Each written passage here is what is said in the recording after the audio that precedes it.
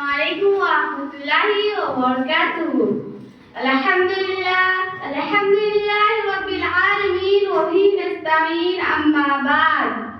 میری پیاری بہنوں اور اساتذۂ کرام، آج آپ سب یہاں 26 جنوری یوم جمہوریہ کے مسترد موقع پر جمع ہوئے ہیں۔ یہ دن ہماری تاریخ کا ایک عظیم اور سنہرا دن ہے۔ یہ دن ہمیں یاد دلاتا ہے کہ آزادی کے بعد ملک کے لیے ایک مضبوط آئین اختیار کیا جس کی بنیاد انصاف، مساوات، آزادی اور بھائی چارے پہ رکھی گئی۔ میری پیاری بہنوں، 26 جنوری 1950 کو ہمارے ملک میں آئین نافذ ہوا۔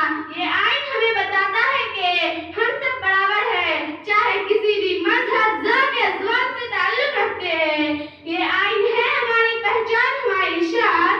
یہ آئین ہے ہماری پہچان، ہماری شان۔ اسی سے محفوظ ہے ہر ایک انسان۔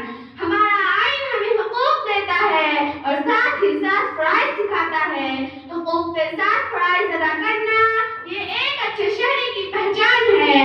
میری پیاری بہنوں، ہمیں یاد رکھنا چاہیے پنڈت جواہر لال نہرو، مہاتما گاندھی، ڈاکٹر بھیم راؤ امبیڈکر اور بےشمار گمنام شہیداں ہیں جنہوں نے اپنی جانیں قربان کی، جو سوئے وطن پر قربان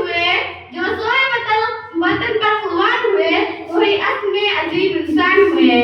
میری پیاری بہنوں، خاص طور پر ڈاکٹر بھیم راؤ امبیڈکر کو یاد کرتے ہوئے جنہیں آئین کا معمار کہا جاتا ہے، انہوں نے ایسا آئین بتایا کہ ہر شہری کو عزت دیتا ہے اور ہر کمزوروں کو طاقت دیتا ہے اور ہر بچے کو خواب دیکھنے کا حق دیتا ہے۔ ہندوستان مختلف مذاہب، زبان اور ثقافتوں کا ملک ہے، لیکن اس کی خوبصورتی اسی میں ہے کہ ہم سب مل جل کر رہتے ہیں۔ مذہب نہیں سکھاتا آپس میں بیر رکھنا، مذہب نہیں سکھاتا آپس میں بیر رکھنا، ہندی ہے ہم وطن، ہندو ستا ہمارا۔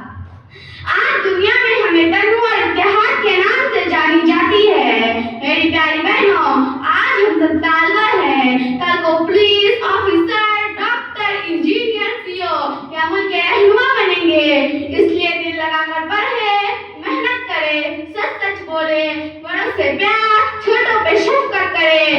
ہم سب اپنے حقوق مانگتے ہیں لیکن فرائض ہی نہیں جانتے۔ ہمارے فرائض ہے آئین کی عزت کرنا، قومی پرچم کی عزت کرنا، بڑوں سے پیار، چھوٹوں پہ شفقت کرنا۔